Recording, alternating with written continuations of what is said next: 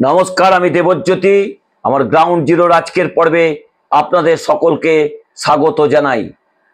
दुर्भाग्यजनक बोललेও कम बला हय, आज जे घटनार साक्षी आरजिकर हासपाताल रइल ता किन्तु एक कथाय निर्मम एवं नजिरविहीन।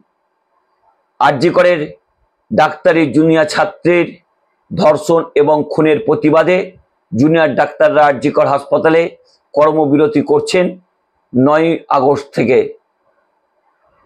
এই মুহূর্তে তদন্তের ভার রয়েছে সিবিআইয়ের হাতে। আজকে আরজিকর হাসপাতালে কোন্নগরের একজন বাসিন্দা, তার বয়স 28 বছর, তার নাম বিক্রম ভট্টাচার্য, একটি ট্রাক দুর্ঘটনায় গুরুতর আহত হয়েছিলেন। তাকে শ্রীরামপুরের একটি হাসপাতাল থেকে আরজিকর হাসপাতালে রেফার করা হয়েছিল, কিন্তু আরজিকর হাসপাতালের এমার্জেন্সিতে বিনা চিকিৎসায় তার মৃত্যু হলো। মৃতের পরিবারের পক্ষ থেকে বারবার জুনিয়র ডাক্তারদের কাছে চিকিৎসার জন্য আবেদন করেছিলেন, বিন্দুমাত্র চিকিৎসা পেলেন না।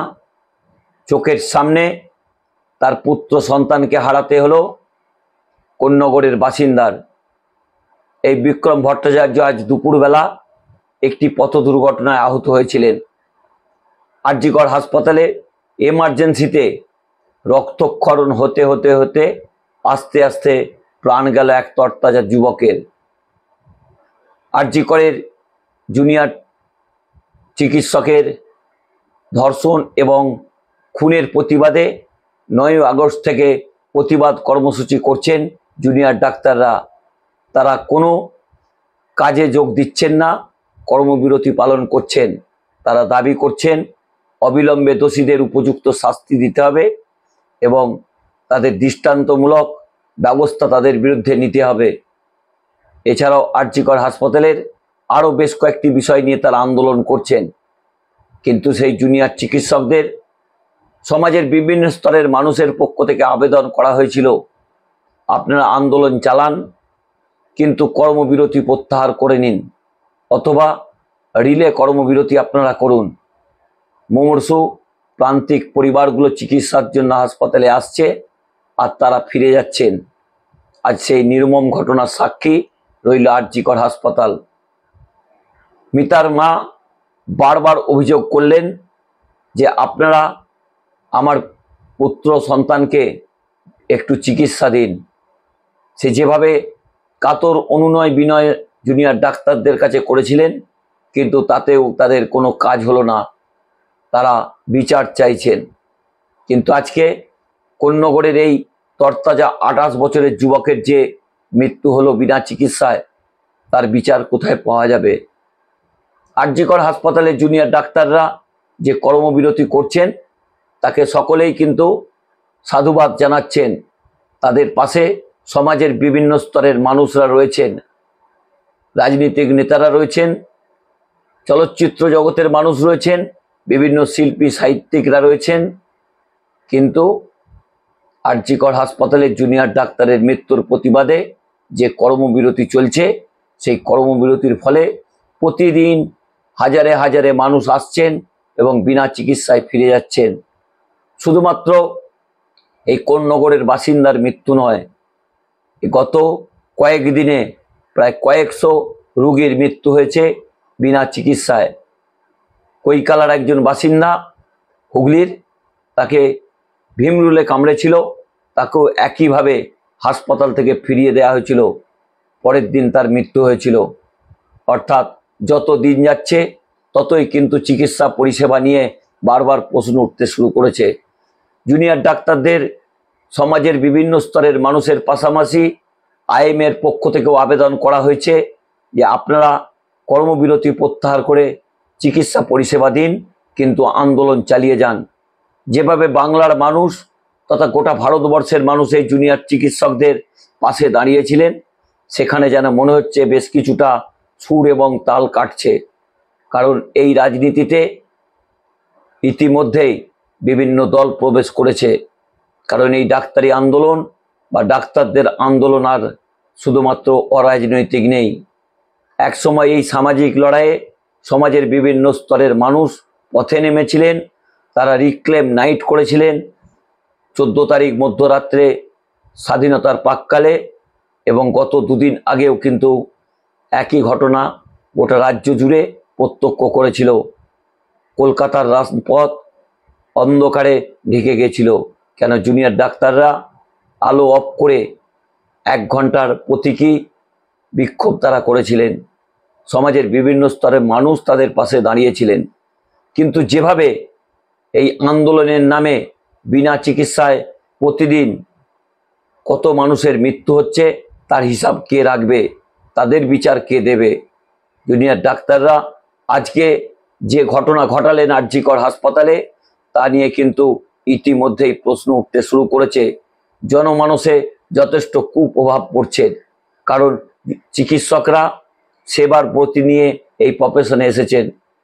সরকারের পক্ষ থেকে বহুবার অনুনয় বিনয় করা হয়েছে, কিন্তু তারা কর্ণপাত করেননি। যত দিন যাচ্ছে তাদের দাবি বাড়ছে, কিন্তু জুনিয়র ডাক্তাররা একবারও এই সিবিআইয়ের কাছে তদন্তের কথা বলছেন না।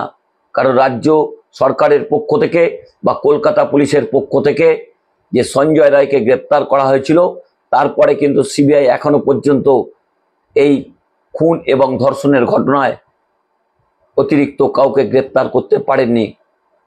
ইতিমধ্যেই দিল্লির একজন সিবিআই কর্তা একটি বেসরকারি সংবাদ মাধ্যমের কাছে জানিয়েছেন যে ধর্ষক ছিলেন এই সঞ্জয় রায়, এবং তার যে ডিএনএ টেস্ট পাওয়া গেছে, রিপোর্ট পাওয়া গেছে, তাতে একমাত্র অভিযুক্ত সঞ্জয় রায়, এবং তিনি একমাত্র ষড়যন্ত্রকারী বলে সেই সিবিআই সিনিয়র অফিসার জানিয়েছেন।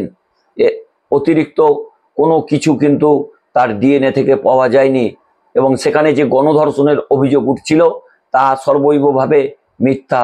কারণ সিবিআইয়ের সেই আধিকারিক একটি বেসরকারি সংবাদ মাধ্যমকে জানিয়েছেন। তাহলে সিবিআই গত 25 দিন ধরে কি খুঁজছেন? তারা 9 তারিখ কোর্টের কাছে কি জবাব দেবেন? আজকে যে তাদের পেশাদারিত্ব দেখা গেল এবং কতটা তারা উদাসীন এই তদন্তে, তা কিন্তু আজকে শিয়ালদা কোর্টেই প্রমাণ হলো।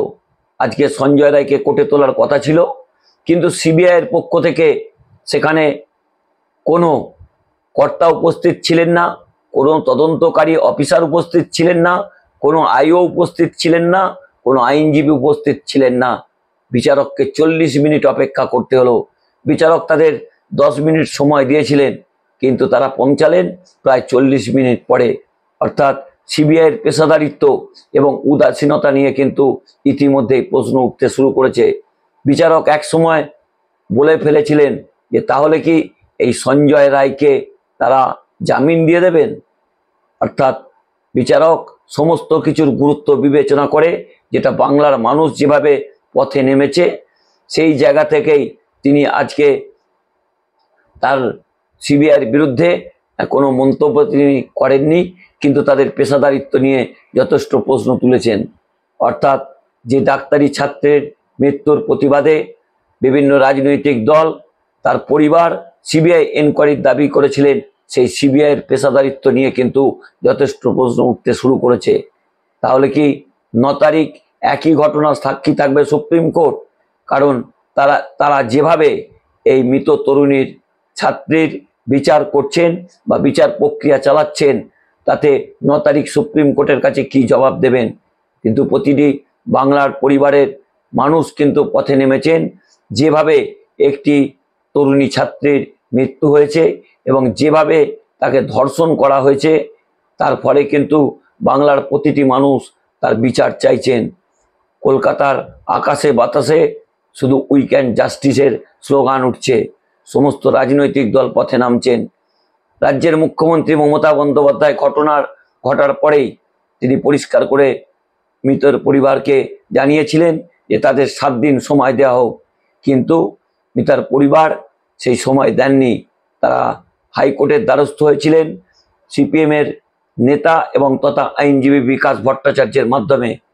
তিনি সিবিআই এনকোয়ারির দাবি করেছিলেন। মহামান্য কলকাতা হাইকোর্ট সেই সিবিআই এনকোয়ারি দিয়েছিলেন, কিন্তু গত 25 দিন ধরে তারা শুধুমাত্র সন্দীপ ঘোষের তদন্ততেই ব্যস্ত হয়ে রইলেন। বাংলার মানুষ আরজিকরের আর্থিক দুর্নীতির তথ্য জানতে চায় না। তারা জানতে চায় যে ডাক্তারি তরুণী ছাত্রীর যার মৃত্যু হয়েছে, তার পিছনে কে রয়েছে, কে কে এই ষড়যন্ত্রকারী রয়েছে, এবং কিন্তু তারা এই মুহূর্তে সন্দীপ ঘোষের পিছনে ঘুরছেন, তার আত্মীয়র বাড়িতে যাচ্ছেন, তিনি যেসব সংস্থাকে কন্ট্যাক্ট দিয়েছিলেন বা বিভিন্ন বরাত পাইয়ে দিয়েছিলেন তাদের কাছে তদন্ত করতে ছুটছেন। কিন্তু সিবিআই আধিকারিকরা আজকে শিয়ালদা কোর্টে যে পেশাদারিত্ব দেখালেন তাতেই পরিষ্কার যে এই বিষয়টি কি তাহলে একেবারে রাজনীতির অনুপ্রবেশ ঘটে গেছে।